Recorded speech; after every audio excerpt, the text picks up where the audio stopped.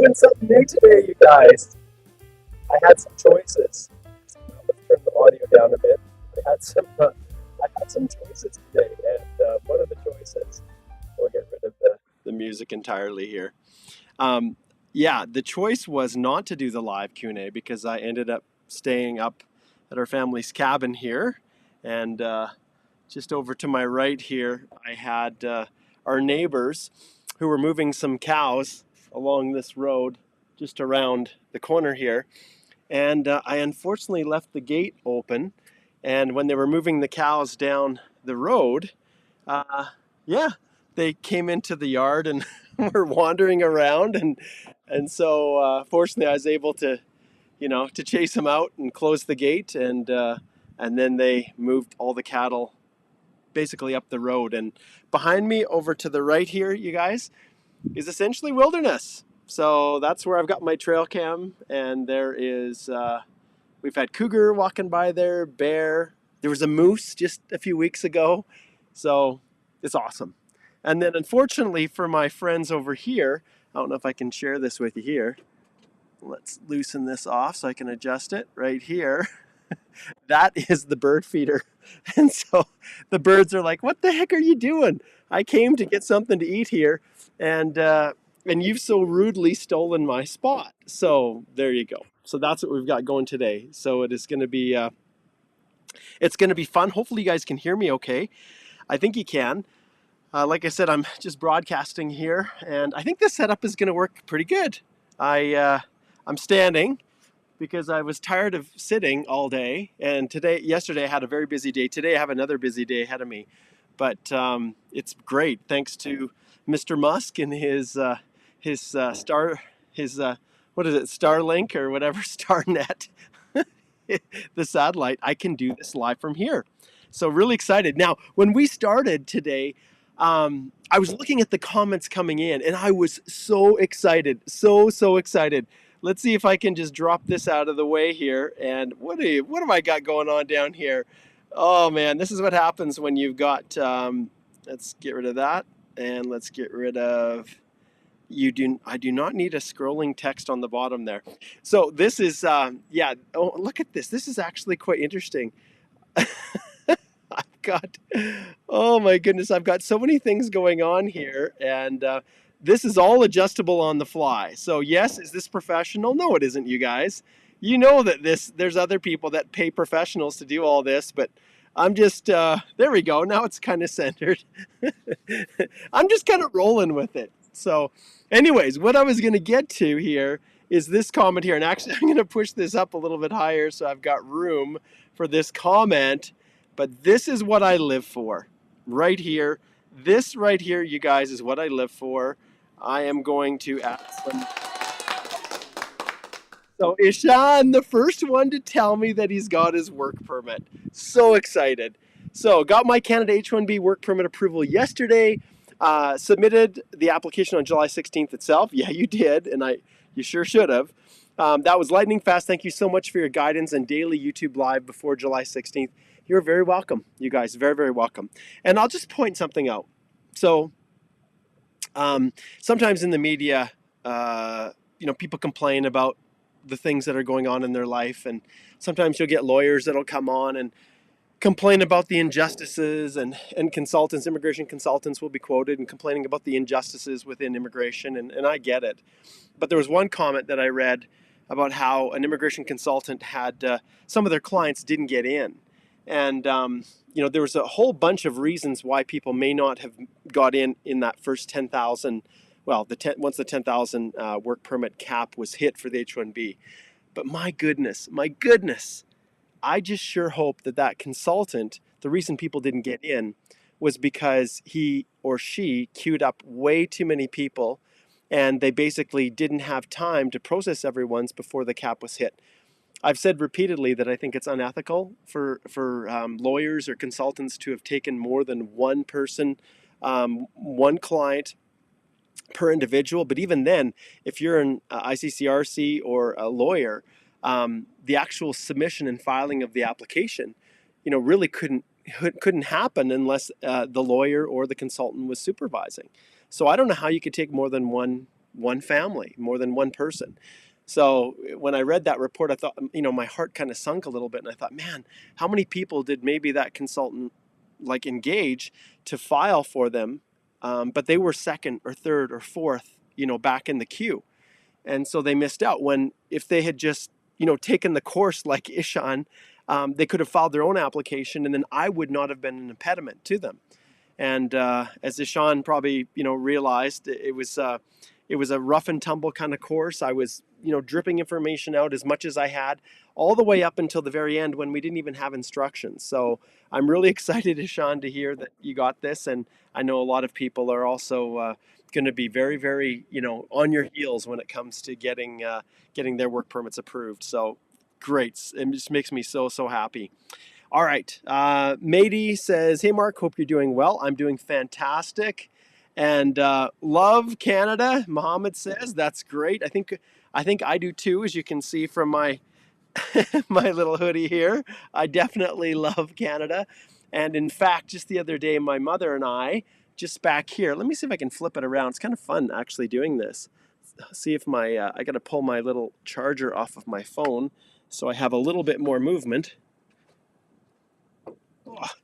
And then I'm going to flip this around here, and right back over there, right behind those trees, are these amazing Saskatoon berries.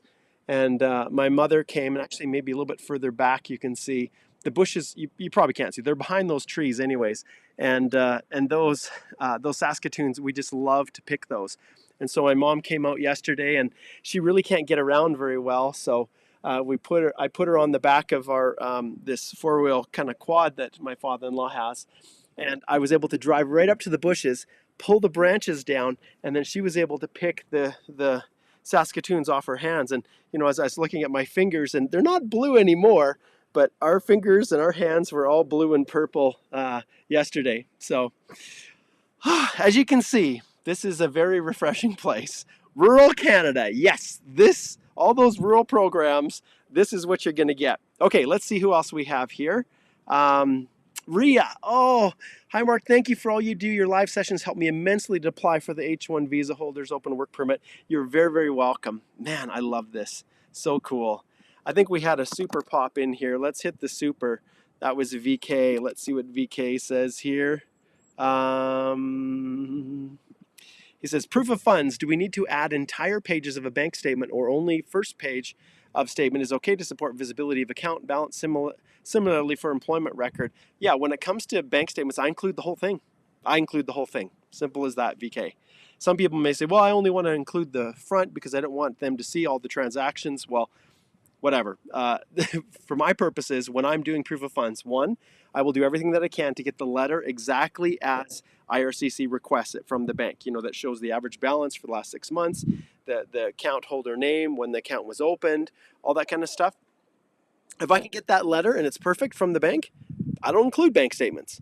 But if, for whatever reason, I can't get a perfected letter, which most cases the bank doesn't provide the average balance for the last 6 months, which is kind of goofy anyways, then I will include the bank statements, and I will, in fact, include the whole thing. I don't shortchange it. And then as far as employment records, yeah, whether you're using if you're using the statements to show your wages being deposited into your account as proof of payment, I just include the whole thing and then I highlight it. All right. Okay, let's see what is next here. We've got flying to Canada. Hello from Bangalore. I sure hope you'll be able to fly to Canada here soon. All right, let's see. Okay, Ajinka says, hey Mark, hope you're doing well. Just a straight question. And now I am, and once again, there's no one pulling this up.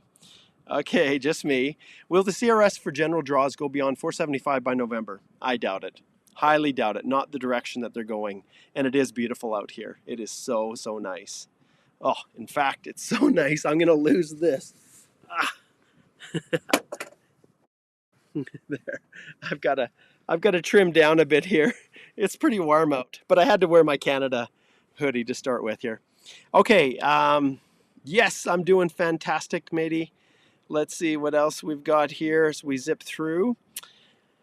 Okay, this one here is an express entry FSW. How likely is IRCC going to contact HR? Highly, highly unlikely unless they think there's fraud or there's some monkey business going on. Manager gave me reference letter without wanting HR to know. Okay, well, you gotta, yeah, matey, this is not an easy situation. 2 bank accounts, 2 months old, got the funds needed, plus deed of gift. Will that be a problem? Okay, so you're wedging everything in. As far as when the gift deed comes, it's a gift deed. If the gift deed is clear, it's been authorized, it shows the funds came from your father. Remember, I always say, family maybe give money, friends loan money. And the more distant the relative, the more closer they are, going to be considered more of a friend. And so that's on the proof of funds side of the equation, matey. Excuse me. But when it comes to the how likely are they to contact, it's unlikely, but you run the risk. And I would put in the letter of explanation. Please note that the manager who was over me gave me the reference letter, but I don't know why they wouldn't want HR to know. So you're exposing yourself to some problems if they have any doubt or questions, or if they do call the company and they say, well, we never authorized that letter. Yeah, you don't want to get in that position unless you can explain why you're keeping it a secret. And maybe, what is the reason? Well, you guys know, maybe you don't want them to know that you're applying to immigrate to Canada because you'll lose your job. Then explain it in a letter of explanation, right? That's how I deal with it. All right, let's see what else we've got here. Okay, I think my voice is okay now. It was a little loud when I started. Okay, okay, we've got Malik. It's from Toronto. Welcome, Malik. It's great to have you here. Malik says, can an applicant show experience in master's at the same time? Indian applicant for Canadian study permit application. Show experience and master at the same time. I'm not sure exactly what that means. Do you mean work experience? There's no restrictions. Lots of people work and study at the same time. It just has to make sense, right? Okay. Omkar says, I have a score of 49 CEC. I also have 9 months of foreign work experience from 2018. Can I go back home and work for another 3 months to complete 1 year? I'll get 539 if that's legal. Okay, if you have met the eligibility requirements for CEC, then you're in the pool. And when it comes to the comprehensive ranking system score, you can go back and work another 3 months to get that 1 extra year of foreign work experience if you like. One point I'd also like to make, Omkar, is that individuals, depending on how you're working, sometimes if you're working full-time in Canada and then you're working outside, there's some uncertainty as to whether or not you can count both of those at the same time, like Canadian work experience and foreign work experience. But if you're not working, in Canada, and you don't have a job and you're working remotely for a foreign company, that would still count towards your foreign work experience. So technically, you could work remotely for a foreign company as long as you can prove it all that you were working, even though you're residing in Canada. You could count that as the additional 3 months. So interesting, good stuff. Okay, let's see what is next here as we're zipping through this.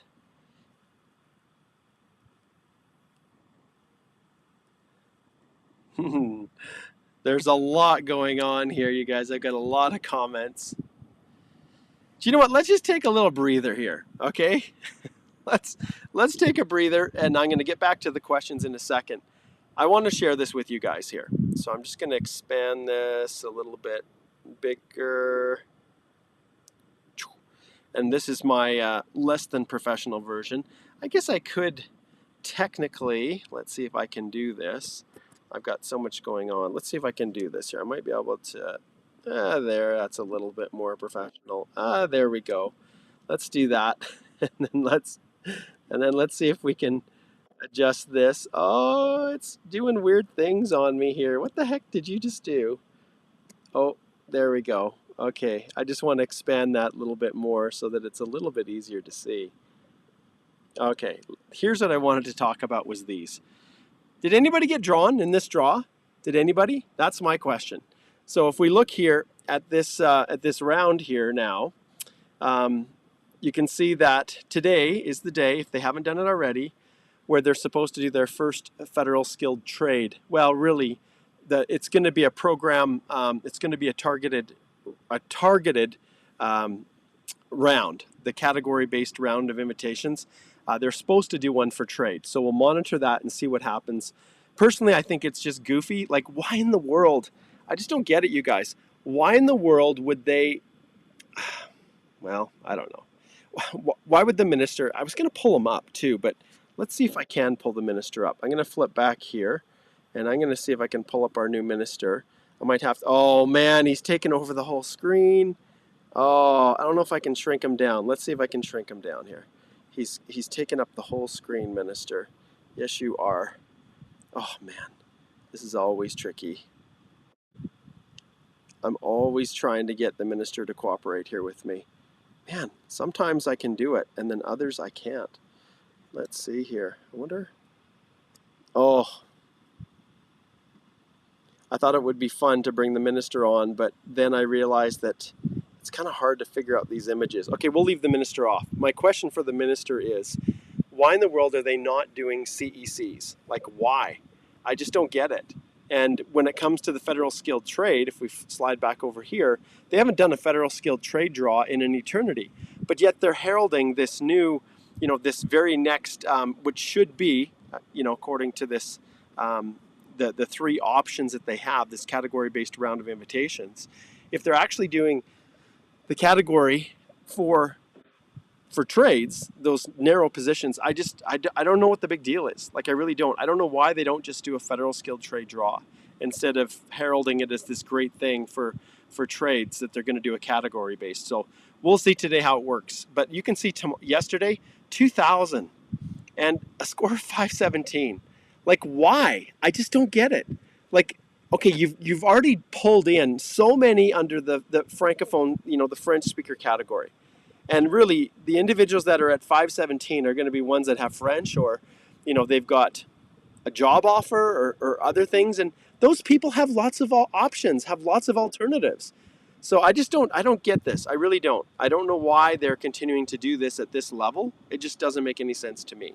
And so we'll see, but we should be seeing one today at some point, maybe even while we're doing these lives, it will magically appear. The first category based for, oh, look at that. Is that timing or what, you guys? That's some pretty amazing timing. So you can see right here, they just did it right in the midst of me showing you this. Oh, for crying out loud, look at this. Do you see this? What did they do again? Here, I thought it was going to be trade. And once again, we have another French language. Man, any coincidence? Man, oh. Okay, is there any coincidence that we have our minister here? Okay, that's it. I'm so frustrated with the minister. He's coming back on here. Let's see. Okay, so we've got our old minister here. Good to have you here. Thanks for coming out. What have you done to us, minister? And then let's see. I think I should be able to pull this up again. I'm just going to pull him up, and I'm going to see. I think I should be able to. Oh man, this is killing me. This is killing me, you guys. Okay, I have an idea. I know how to get the minister on. He's got to form a part of our discussion here. He does. And I have an idea. So what I'm going to do is I'm going to create a new blank scene here. Oh yeah, that's not even the right camera here. This is what happens when you're trying to do it through the, yeah. Okay, so let's get our camera here, and then we're going to pull the minister on, and then I'm going to be able to adjust him, because there's not going to be anything in my way, at least theoretically. Okay. Now we're going to get him. Oh, yes. Now I got you, minister. Now you're playing. Now you're participating here in our live. Yes, you are. Your smiley face. Okay, I'm going to stick you up here, minister. Oh, yeah. Now the minister is here. Okay, he's here. Woo, awesome. All right. So once again, the discussions that we've been having, we'll enlarge them just a little bit here. But the discussions that we've been having here when it comes to these rounds of invitations, it is so frustrating. Like, I personally, I don't get it. I'm just going to get rid of this one here with our minister, delete it, and there he is, and then slide over here. So I just don't understand this, minister, and maybe you can help me to understand. But we've had so many francophone at this stage. They have so many options right now, and I get it. You've got certain expectations. for how many French-speaking candidates you're going to bring in. But when I look at this, and yes, Minister, I know you're from Montreal, but when you look at this, we've had 1, 2, 3, all Francophone, and that's like, well, you can do the math, right? There's 2, 5, 6,000, just about 7,000, right? 7,000 of this modern era here that are just for the French language proficiency. Understand, Minister, that many of these no programs specified, if it wasn't for this one here purging out a whole bunch, any others that came in with French would have been drawn under this one or drawn under this one, right? So it's just sometimes I don't know. I don't get it. Maybe, Minister, you can explain that. I'd love to have you come join me and talk about immigration, but I know you've got a lot of work to get up to speed with your portfolio, and it's not nearly as straightforward and easy as Minister Fraser made it look. So, all right, I am going to see if I can find my camera. I can see here that I'm just feeling a little bit. I'm gonna zoom this one. Oh, interesting. Okay, we've got kind of messy stuff here. Bear with me, you guys. There. I think that's a little bit better. Okay, let's jump back and let's get to some more questions. Minister, we'll say goodbye for just a few seconds here, and then we'll pull you back if we need anything more from you. All right, let's see what else we have here as we zip through.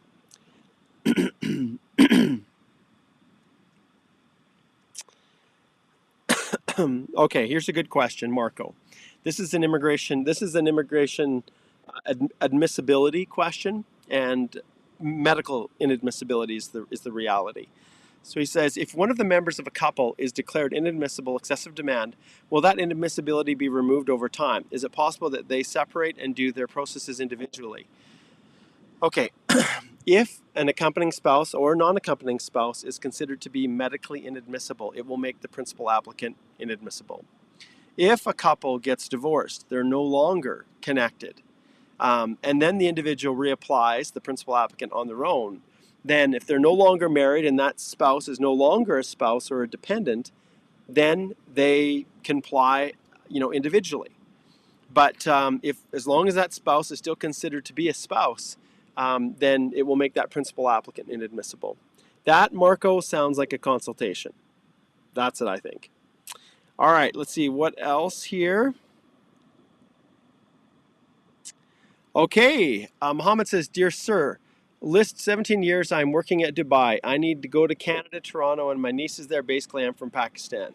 Okay, well, you got to take advantage of whatever immigration provisions are available to you.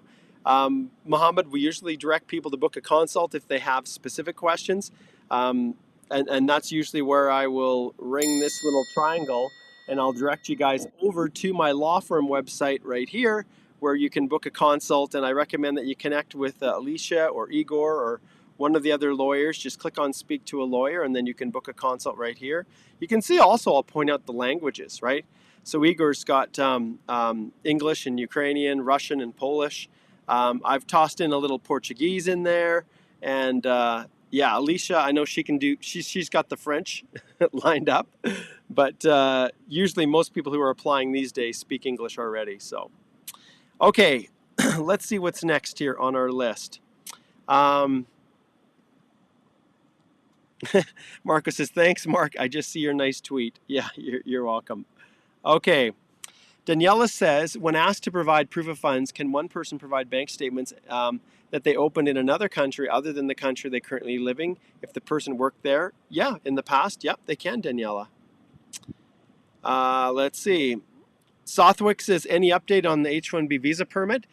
Not yet. And I guess the question I have now is really, and I'm going to go into our the DIY course, our community group for the Canada H-1B, and I'm going to see if Sean is in there, because my question to Sean is, now that yours has been approved, is there instructions or any guidance given to you on adding a dependent? Because if you recall, with the H-1B program, the Canada H-1B holder work permit, they had this very subtle comment at the very end of one of the instructions stating that an individual could go through the principal applicants portal and submit their application through that once the person's approval had arrived. So I don't know with Sean if that was something that happened or not. Let's see, we've got a ton of questions here. Okay, I'm going to pick up the pace a little bit. It looks like we got another horse trailer coming in behind us. I guess they're going for a ride. Oh, these poor birds. I feel so sad for them. There were some birds over here that were looking to come and get a little feed here. But did they disappear? These are wild birds, you guys. So we got the bird cam here. They were flying in. Oh, he's right back there. I can see him. I don't know if you guys can see him on the branch. Maybe they'll come join us. Maybe we'll have a separate little bird cam. Okay, let's keep zipping along here. Okay, so we'll pull this one off. Ishan. So I'm curious, Ishan, if you're still on, if there's any instructions or anything regarding dependents. Okay, let's see what is next as we plow through here. Okay, let's see what is next.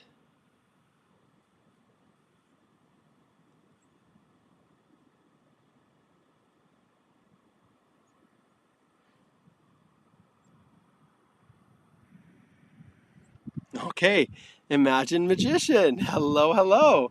Says, I received the passport request for my H-1B work permit. I think this means it's approved. Thank you, Mark. Yes, it does. Okay, Amar says, hey, Mark, what can do if the police certificate isn't ready at the deadline? Okay, so this is where I will go to the completeness check, and this is something that I teach people in my courses. And you can log in at any time. You can register for these at any time, you guys. You have lifetime access to the material, and you also have lifetime access to the master classes. All right, so if we go into here to the completeness check, and then I go to police clearance, you'll see here, let's jump ahead to the actual section. You'll see here that there's instructions on how to apply. I'm not going to go in through the details as to who needs what. But you can see here, let's see here. Okay. All right. In exceptional circumstances, IRCC may accept both of the following. So this is if you're not able to get it in time. Okay. Proof of having requested the police certificate and an explanation of best efforts. So there's no guarantee, but that's basically what they ask you to do. And then in such exceptional cases, the client will be advised to upload a document later to support. Well, I guess I should say, in this case, you're going to upload it into the section where you're providing your police clearance certificate, showing your best efforts.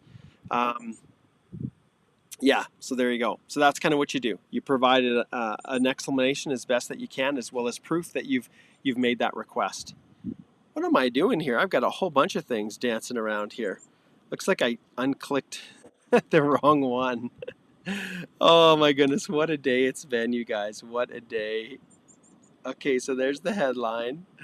Oh, I guess I was adjusting it. I'm going to get rid of my nameplate. This is really quite entertaining. I'm just so distracted, I'll be honest. There's so much going on here. I got the birds. There's a few people out fishing on the lake. All right, let's see what we have next.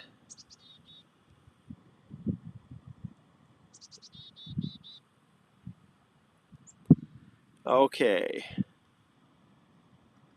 Acelink says, hey Mark, greetings. Can I renew my passport with COPR and visa already? Your passport is linked to that COPR and to the visa. So if you need to renew it, you need to, in most cases, I don't know, like in what circumstance, Aisling, would you want to renew your passport with your COPR and visa already having been issued? Yeah, I'm not sure what circumstance you would need to do that, Aisling. But the COPR and the visa is it's attached to the passport. It's not like the U.S. where you can you have an old visa that's beyond the validity date on your passport. Yeah, I don't know, Aisling, where that would come into play. Okay. Okay, Yari says, hey Mark, for stat questions, being visually impaired is considered like a serious disease? No, it is not. It is not. You can indicate, and I always disclose, Yari, I always disclose anything that I think even remotely is going to be an issue, because I'd rather disclose and them say, don't worry about it, it's not a big deal, than not, and then have them come back and say, wait a minute, you should have disclosed that. Okay.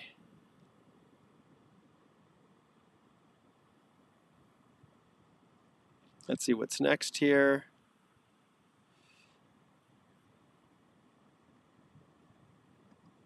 Okay, That says, I missed the H-1B application to Canada, and now is there a chance for me to enter Canada through express entry? Well, if you're STEM, there is. It just depends on your CRS score.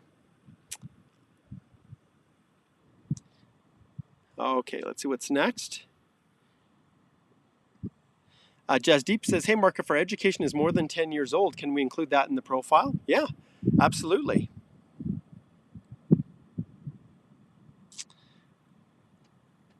Let's see what else we have here. Ah, Wagner Monteiro. Abrazos to you too, my friend.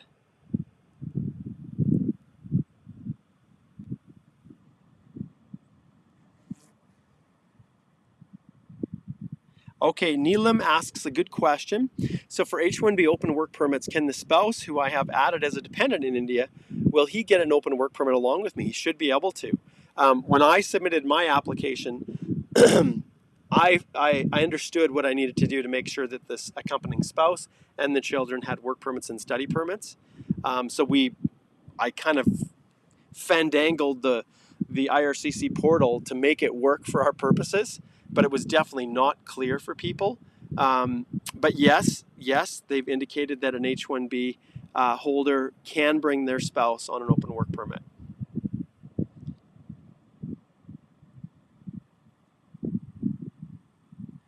Okay, let's see here. Leon. Hey, Leon. He says, hey, Mark, thanks for guiding us through the H-1B open work permit. Well, there wasn't much information available. Still waiting on approval, but hope soon. Yep, I think so. Fingers crossed. Yeah, this is a good question, Image. I keep saying imagine magician. Image magician. Do we know if anyone got rejected because they don't have an H-1B visa stamp on their passport? I haven't seen anyone at this stage. And personally, I think it's wrong in law. But we'll just see how it plays out.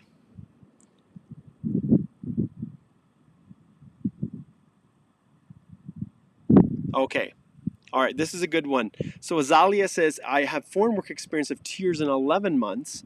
I just submitted my express entry and noticed that I got 50 points as the system only needs the months. What should I do? Well, at the end of the day, the way I structure things, like you can't control that. You are entering the information truthfully, right? So you can't control that. But the reality is if you do get an invitation to apply, and then, you know, the reality is, like, there's no real way of gaming the system without in some form of misrepresentation, right? And so lots of people are kind of in that situation, Azalia.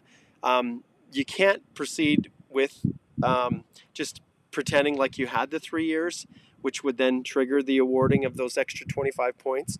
But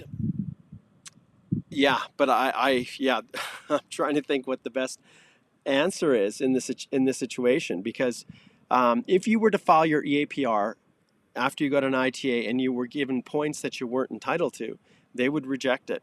They would say you don't meet the CRS score that you indicated because you don't have enough work history. It's cruel and it's dumb, but yeah, if you get an ITA because of those extra 25 points, then I would advise people not to proceed forward. Azalea, really, I recommend you book a consult, and we can kind of try to sort it out, at least a strategy. But the reality is you wouldn't be eligible because it rounds up. Now, I'll give you a little bit of a qualification. If someone, it's their current work, and it's not past work like you have, Azalea. If it's current work, then, and you were to get an ITA before you actually met the full 3 years, like through the Federal Skilled Worker Program or through the CEC, those extra points that are being awarded, if there's still time for you to accumulate them within the next 2 months before the ITA expires, then at that stage I will have people wait until they've accumulated the full 3 years and then submit. But in your case, you're just not eligible from that work history if it's in the past. And I'm assuming you've then, since Azelia left and came to Canada, and don't have any mechanism for accumulating that last month. However, maybe you get a job and work remotely for a company to make it up. Okay, but don't just do that without having me go through your situation to see if it's possible. Okay, and I'm going to try to pull people from different places here. Okay, Facebook. Danielle says, hello from Mississauga. A person who has managerial experience and runs their own business. If this foreign national applies for OOLMIA but has no formal education, what are the chances of his approval for 200 LMIA? It's very low, Danielle. The reason is because they would often consider that, if it's your own business, self-employed work experience. So they would often reject it because of that. Okay, Southwick, did the approval H-1B open work permit visa got dependent visa added option now after approval? Yeah, I don't know, Southwick. I don't know.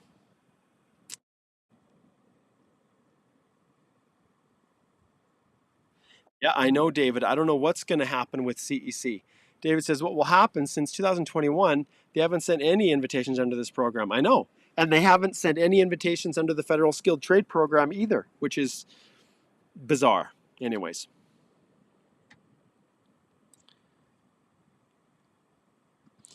Okay, Boddock says, I obtained my full-time master's while a full-time job.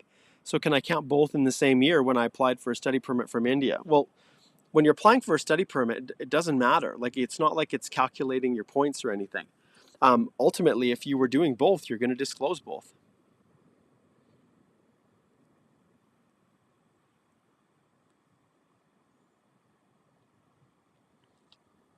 I'll pull you up here, Gupta. Jay's got a good point. And this is something that I think everyone needs to direct right back to this individual right here. Wait, that's a little big. How about here? No, that's too big. Where is my... There he is, right here. Right back to the minister, okay? So, minister, what's your response here? We'll move minister over here. We'll pull minister right up here beside me. Minister, what's your thought here? What's your response to Jay, who spent 2 years, alone gaining experience, and not to mention how much money he spent going to school? He's one of just thousands of individuals. So, minister, what are your plans? What's the master plan? That's the question. What is the master plan? All right, we'll keep the minister up here for a little bit. We'll pull him down here, make him even with me. All right, let's see here. What is next? Srikanth says, any update on reopening? It's not going to happen anytime soon. That actually program was a brainchild of this guy right here, Minister Fraser. And yeah, so I don't know if our new minister has an appetite for extending that program. We'll see. Oh, there's Igor. Hey, Igor. Good to see you.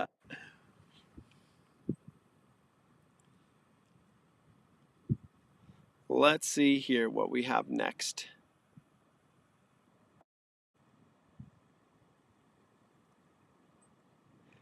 And tomorrow I'll be back. Oh no, do you know what? I won't be back with Alicia tomorrow. I think I'm going to be traveling.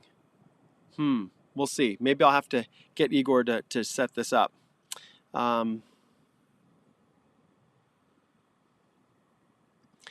Okay, Ryan says, if I am only claiming points for primary occupation, NOC B, which is tier 3 in most cases, and the secondary occupation is under NOC C, will this affect my application? Well, I don't even put it in. If it's a skill level, if it's tier 4 or 5, I don't even put it in because there's no, there's no advantage to including it in the work history section. What I do is I always include the whole history, including any kind of work, whether it's low skill or high skill, in the personal history section. But for the purposes of express entry, when you're entering your information into your express entry profile, I only include the work history that you're going to claim points for. Ellen, good day to you.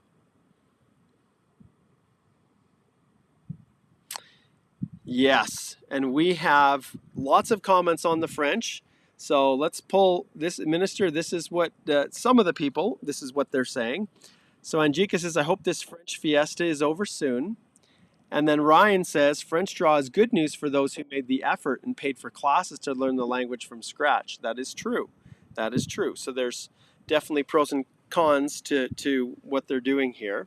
I think a lot of STEM people are really wondering what the future holds, and are they going to do more STEM? Because in our discussions, in our technical briefings with IRCC, they'd indicated that the majority of the category-based draws would be STEM. The Francophone would be a lesser portion, but definitely fewer than the STEM. So we'll just have to see how that plays out.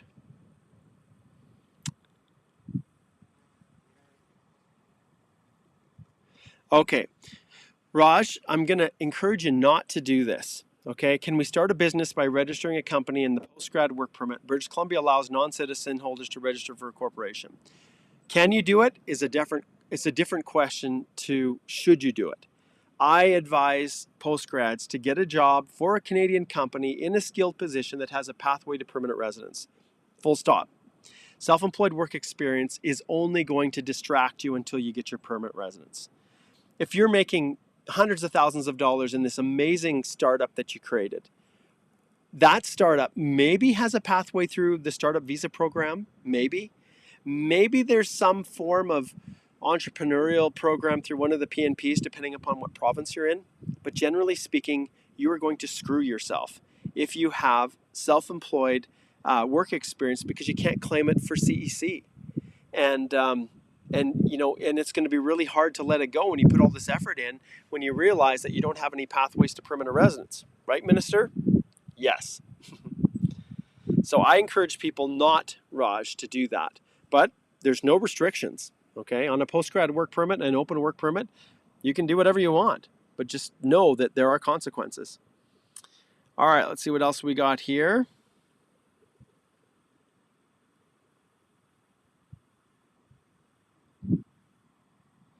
Okay, and Jinkia says, will it be easier for me as an Indian to get into Canada if I am able to hold a Portuguese passport? Well, Portugal is a visa waiver, like they are visa exempt country. So all you need is an ETA to get on a plane and come. So that's easier, but it depends on what your purpose is.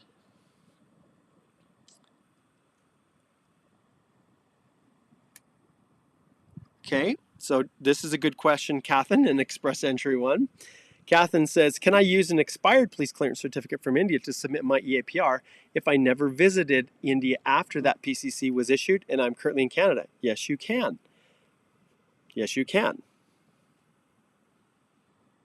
Why is the score so high, Jenny? It's because they are, when they do targeted draws, just specific categories, and they don't open up larger numbers of invitations in the no program specified draws, then it just means that because of the fewer numbers issued or extended each round of invitations, it means that only the highest grouping is going to receive an ITA, which is it drives that CRS score up. So it's once they started doing the category based draws, that was the difference.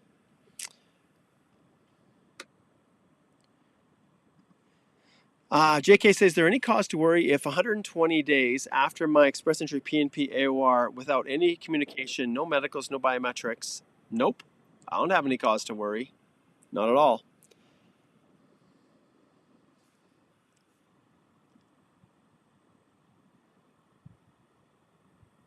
Okay. And questions like this, NR Cleaver says, I applied my open work permit last December and only received approval today. Could I study full-time in Canada without study permit? This is something that I want you to book a consult for, NR because I'd need to understand the full situation before I gave specific legal advice. And this really goes well beyond just sharing information on programs. So I recommend you slide over. There's links in the description of the video below where you can book a consult. Hey Harsh, good to see you. Okay, the tired law student.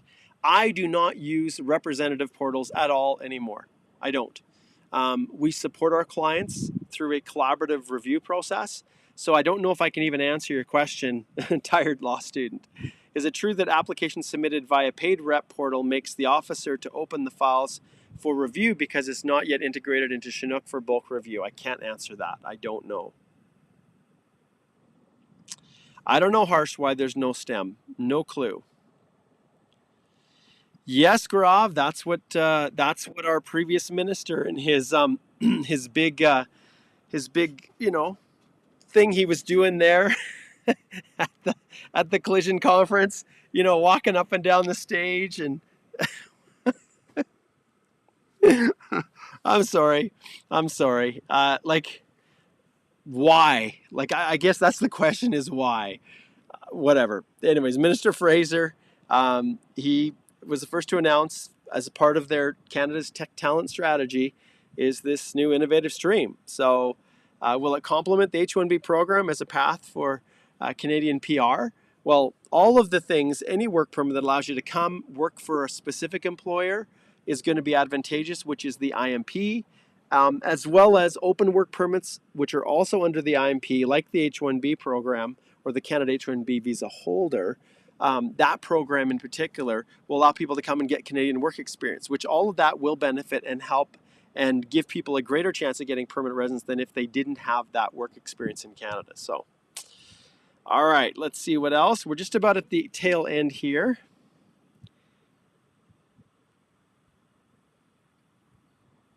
Ugh. Okay. This is why I don't do this anymore. So, is there a legitimate way to keep checking the express entry P&P selection status in our profile in the pool? I mean, it's difficult to get if there is a consultant holding our profile. Well, did the consultant file through a representative portal? Then no, there isn't easy access, and that's just a part of hiring a representative who represents their clients in that way and holds control over applications. At Holthe Immigration Law, we do not do that. We don't. You maintain control over your application. And so in your situation here, I don't know what to tell you. Did the consultant set up a separate account in the IRCC secure account for you, but just not give you your login and password? Well, then that's a huge issue because then that consultant is breaking the law because you are the one who is supposed to have control over that, not the consultant. So I don't know what else to tell you there. Okay, so the consultant says they will get information on their email. Is it normal with people going through consultants? I don't know what to tell you. Like the reality is the traditional way for most people when they hire a representative is that they lose control. They give over control to that person. And then after that, you're subject to the whims of whatever they feel like they want to do. And for most people, most representatives, they're not going to respond every week to status updates. They're not. You can always contract for that and say, okay, look, I'm going to pay you an extra $200 and I want you to report to me every week on the status of my application. Well, if they agree to it, then you could do that. But it's, there's no easy answer. Jenny, no change. I don't know what they're doing with the CEC draws. I don't know. Okay, Ahmed, good to see you over on Facebook. I'm from Somalia. May I come to Canada? Well, maybe, if you qualify. Okay, we've got Hassan from Lebanon. Why do I have the feeling that IRCC will not conduct any French proficiency category anymore? I don't know. I don't know why you'd feel that way. Okay, all right, Bolin. Hey, Bolin. Okay, what do we got here? Hey, Mark, just got my passport request after just 40 days of AOR as an FSW Outland. Yes, you are. Just want to share the excitement and many thanks to your wonderful consultation. Hey, Bolin, I am so happy. Let's get some applause. Awesome. I'm so happy. I need fireworks, like, that's what I need. That just makes me so, so happy, Bolin. Oh, so awesome. So, so awesome. Um, yeah, Yari, it'd be awesome here. Yeah, it's a beautiful place. Poor birds. They're looking for lunch here. They're flying around. Okay, let's see. Malik says, "Hey, I've been watching your live. That's great." Okay. Yeah, thanks, Image. That doesn't surprise me for all the reasons that I've explained. So he says there's a poll on Telegram, and it says many H-1B holders who don't have a visa stamp on their passport are also approved for the work permit. So, and that's what I said right from the beginning, right, Image? Okay. Okay, the way I answer this one, Yari, this is for travel. If you are transiting through a country, okay, you're not leaving the airport. It's just a transit through. I do not list that stop as travel history. I don't. If you do leave the airport, you go tour around, you go look around, then I do include that as a part of the travel history.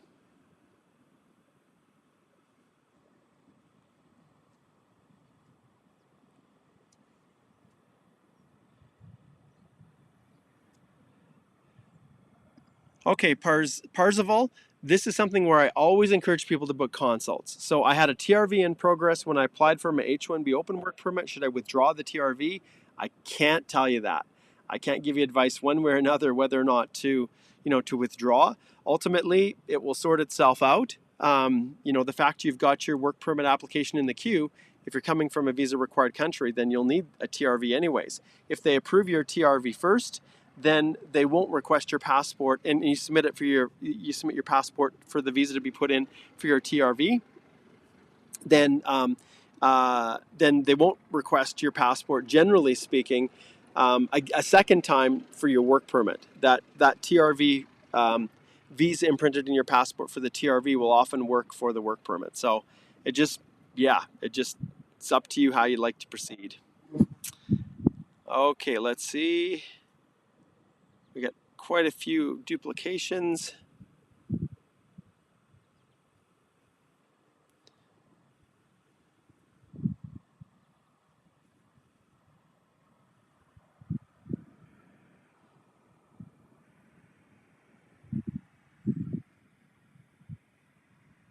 Okay, Ria here. I recommend you book a consult. Yeah, as far as urgent travel plans for next month, if you get a passport submission request, can you request an extension? Here's the hard part of that answer, okay? Yes, you can request an extension, but the mechanisms that in place right now to do so is the web form, which many people who are getting requests are now being told that the web form is not a good place to upload your documents, and they're even provided with a different email address.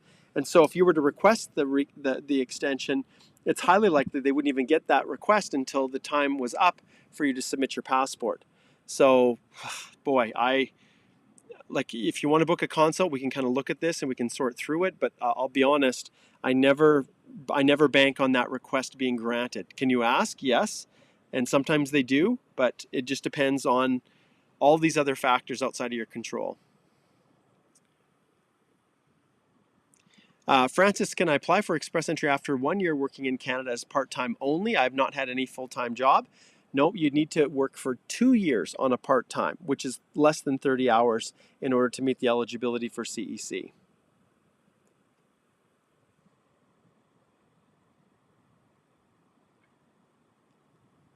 I agree. Mine money. I agree with you. It's this whole concept, even the rejection of that, the officers were instructed to be facilitated with disposal. So I'm not sure exactly if you retain someone to help you, Miney, or not, but ultimately understand that many people for many years, this is exactly what they did. And why? Because of fraud. Because spousal sponsorship is one of the areas where there is as much fraud as anything else.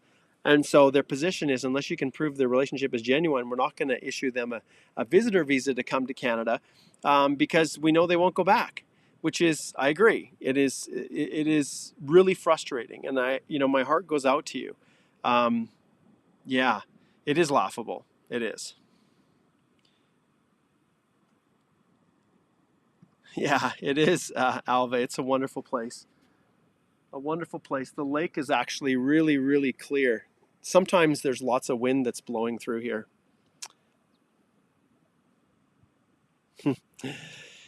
So how do we know what a fair price for PR consultant is? I'd love to use the service, but the quotes are so high.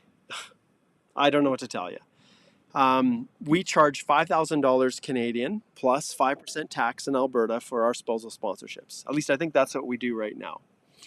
When I started my practice in 2003 as a summer student at the law firm of the national law firm, now it's a global firm of Gowlings, I charged $5,000 for a spousal sponsorship.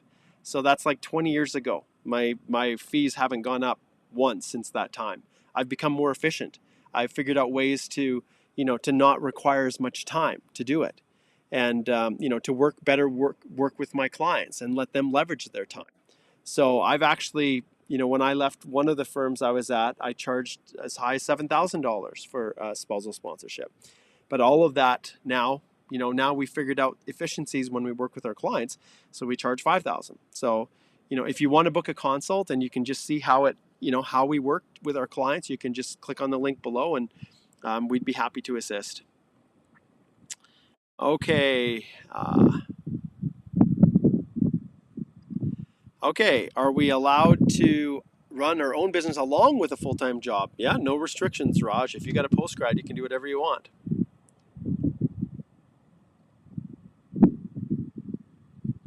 Parth says, can you extend an open work permit while waiting for an ITA? What if 3 years aren't enough for being picked in the draw? If you've got a postgrad work permit that's been issued for 3 years, then it just comes down to whether or not there's another work permit that you can apply for.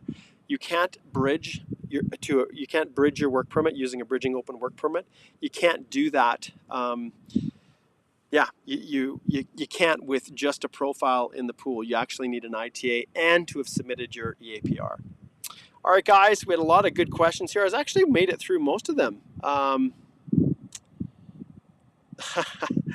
Yeah, Mark, there's people will charge all kinds of stuff. Mark,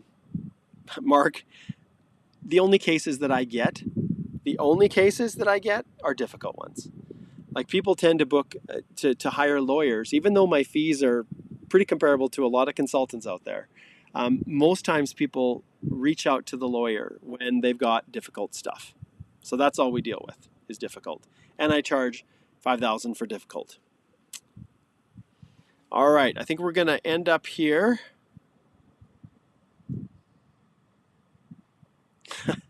Yadi, yes, I agree. We should do more lives outside. Okay, what are my chances for the ONP if my CRS is 450 with 1 year Canadian experience in Ontario on spousal open work permit from August 2022? Very low, Addy.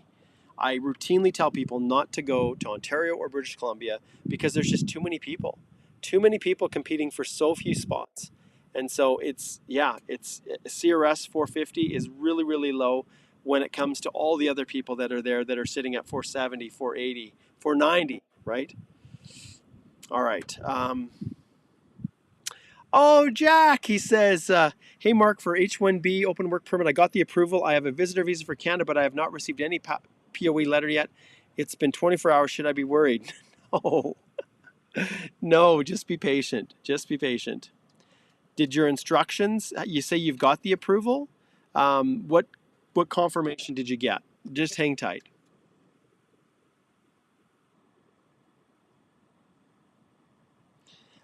Carolinda, that is a consult. As far as whether you can request to restore status, if a visitor application extension has been rejected, yeah, you need to book a consult. Okay. You're welcome there, Ajinkya. I really appreciate you taking our time and answering all the questions. You rock. You're very welcome. Okay, yes, I am going to shut it down. Anitha, thanks so much. All right, guys, thanks, and we will see you again right away. I'm going to talk with Alicia as to whether or not she's going to do her live tomorrow because I have commitment, and that's going to take me out of the office and away from a place where I have solid internet access. So I'll keep you posted. All right, guys, thanks so much. Greetings and see you later from rural